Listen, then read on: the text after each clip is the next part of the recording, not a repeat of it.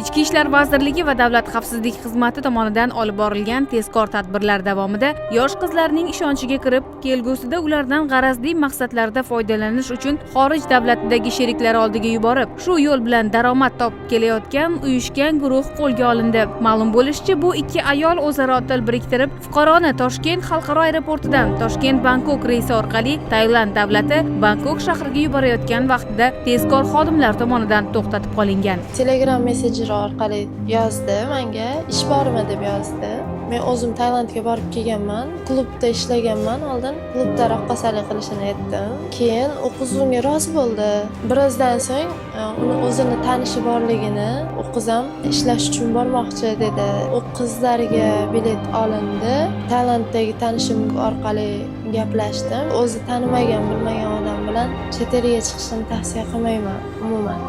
Davlatdan kechirim so'rayman. Qizlardan ham uzr so'rayman. Ish bordi, qanaqa ish dedim, klubga o'ynaysiz dedi. Hech nima ish qilmaysiz boshqa dedi. Keyin men ham qiziqqanim uchun pul topsam kerak deb o'ylandi. Marjona degan dugonam bor edi. Shunaqa taklif qilyapti dedim.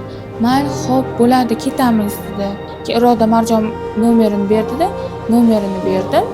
O'zingga ishlagan ketyapsan, men uchun ishlagan ketmayapsan deganman.